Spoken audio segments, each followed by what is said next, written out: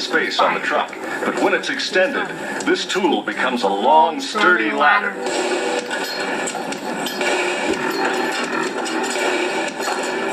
Do they hook up the hoses to a fire hydrant? No, we get the water from a fire hydrant, but then we put it in a special truck called an engine or a pumper.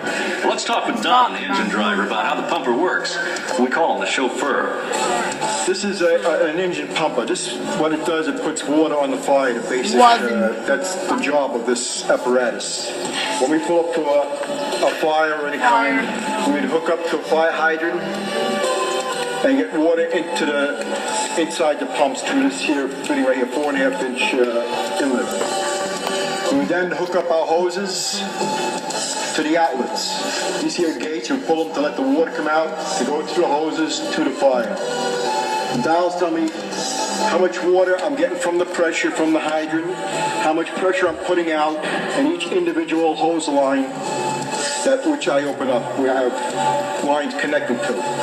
Well, we have, on this here stretch would be an 1.75 inch hose with 2.5 inch also on it if we get that far into it. This would be basically used for a small fire, 1-room, 2-room fire. That'll be one of its first line stretch. If it's a heavy volume of fire, they won't use that line. They'll only use that on a smaller fire. Otherwise, you use a 2.5 inch line, which you would get more water out of, which is the main thing. The more fire, the more water you want to put onto it. And you would hook it up to either gate. You'd have the right fitting onto it. This is hooked up for the 1.75 inch would go onto this one down here. You see the smaller fitting there, so that would be for the smaller hose. This one's hooked up for a Siamese stretch to a large high-rise building. We would supply the Siamese outside in front of the building. You would say we'd use a larger hose because you want more water going into that hose. So we'd use a 3.5 inch hose for that. And that would go onto that. Back here, in the back of the rig is our hose bed. We have 1.75 inch, 3.5 inch, and 2.5 inch hose. The 1.75 inch, you would take your poles, pull it out, and go to the back of the rig and step back and wait for the other members of the team to pull off their lens that they may need for the fire. Then they would proceed to the fire building. Then the chauffeur and myself would break the line and hook it up to the side of the pumper and proceed to give them water as much as they needed, hopefully. This here is what they call a roller. The members bring inside to the building a high-rise building, which I would hook up to the Siamese with the 3.5 inch hose. This is used on the interior of that building because they can't bring this hose up 40 or 50 stories. So inside a high-rise building, there's outlets on each floor for them to hook up this hose. They'll bring in approximately 3 lengths to hook up on each individual floor, whatever they may need at that floor. The chauffeur also drives the truck. He's going to show us how to work all the controls.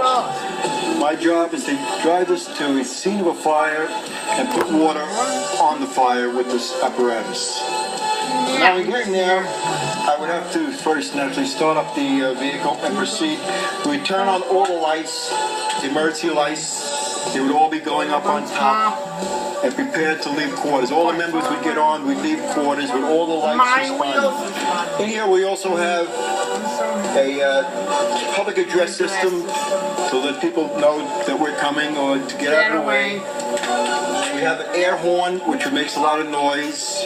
You've probably heard in the streets when you've seen fire engines go by. We have sirens that make many different types of noises. We have many lights that will flash on and off, so we are very colorful coming down the block. Now, there is an officer normally sits on my right-hand side. He will be in control of the whole operation going to the fire. He takes charge of the lights, the air horn, all that stuff. Because my main concern is driving there and getting there safely as quickly as possible.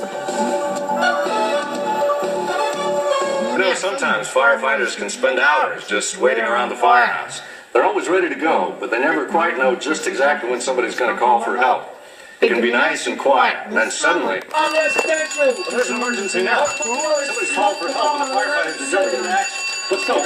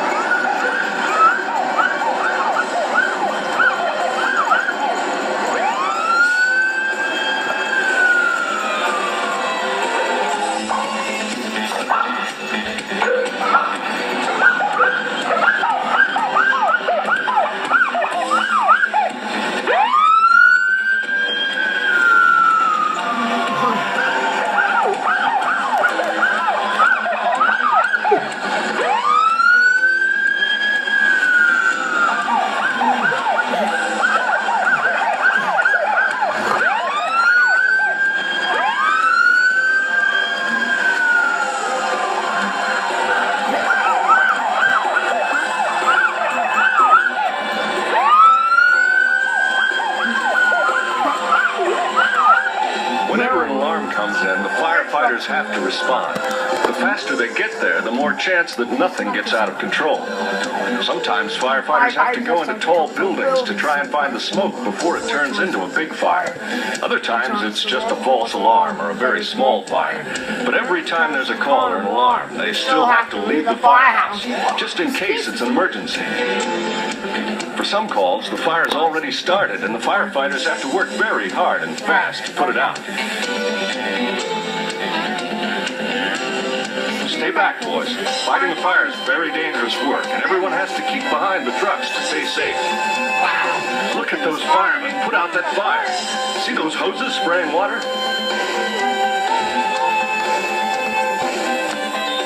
Guys, one of the most important pieces of firefighting equipment is a ladder truck. It has a bucket that can spray water directly into a fire. And it can help save people that might be trapped inside a house or a building. And each ladder truck has a supervisor who'll make sure everyone does their job. Lieutenant Kozlowski's in charge of this truck today. I'm the officer on duty in the ladder company today, also known as the truck company. Most firehouses have two different kinds of apparatus. One of them is an engine.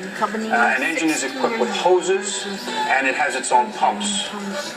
The pumps pump the water to the hose, and the hose puts the fire out. Our ladder company is a little different from that. Basically, in a nutshell, is we would do everything else but that.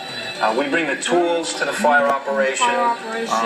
Some of the tools that we have on the truck you've already seen today. We have torches to cut things open. We have hand tools to break things if necessary. We have hooks to pull things down. We have a tool called the Jaws of Life, which is used to help rescue people from car accidents.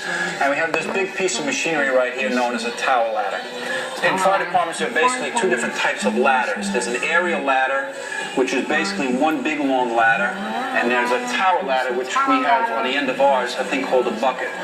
The difference between an aerial ladder and the tower ladder, which we have, is the bucket can have people inside of it. We can use the bucket to put firefighters up where they're needed, or we could put the bucket up to get people if they need to be rescued and brought them down.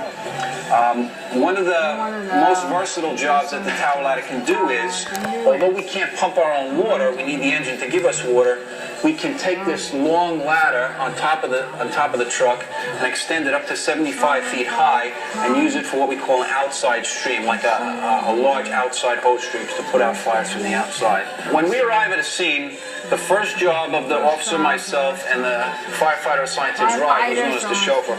Our initial job is to position the apparatus.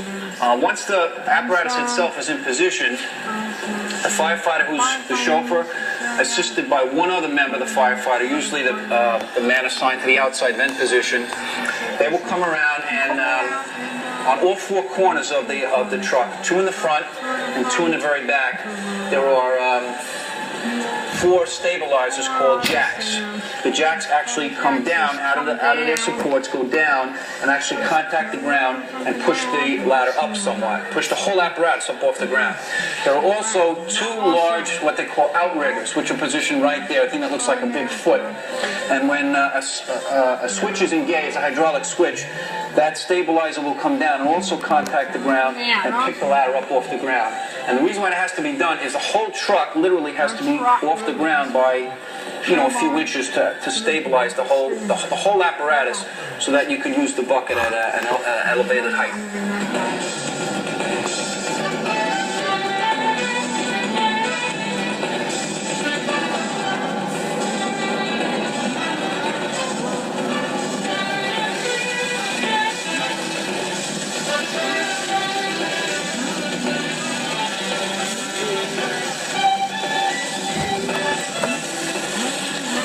Drop the line down.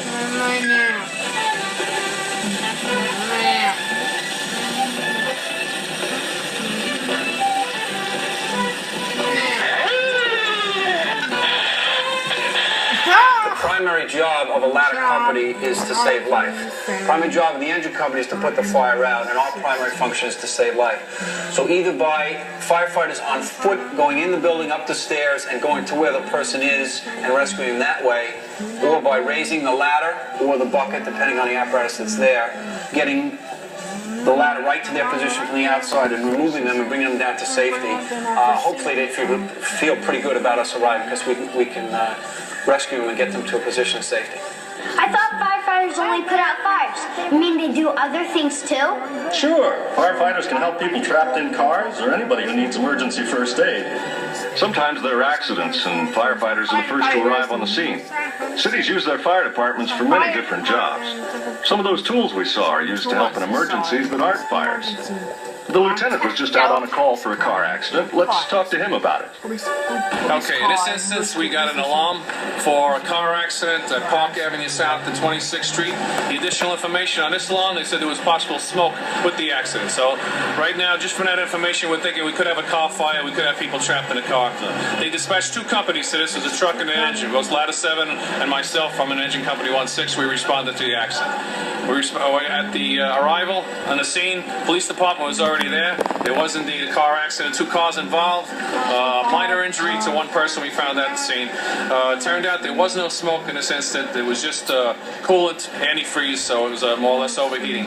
There was no fuel leak at the scene, which is one of the things that we're going to be concerned about. If there's a fuel leak, even if there's no fire, we got to be concerned about a fuel leak because you got a hot exhaust system at the time, and you could have a fire occurring at that point. Look, firefighter Bob, there's Spot, the fire dog. What does he do around the firehouse? Well, Spot's a Dalmatian.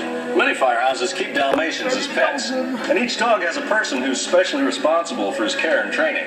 We call that person the dog's keeper. Come on, Spot. Come here. Come on. Come on. Come on, boy. Good boy. Come on. Come on. Sit. Sit, doggy. Sit. First you have to sit. Yes. Good dog. Good dog. That's your treat. Nice. Lay down. Lay down for another treat. Lay down for another treat. It's so quiet. Did all the firefighters go home? We firefighters have to stay here all the way to the end of our shift. We stay right here at the firehouse. In fact, sometimes we even sleep here if we have an extra long shift that day. If there's time between calls, sometimes firefighters cook up big meals, and they really enjoy the time they spend together. But everyone has to do their share and help clean up. Firehouses are always very clean.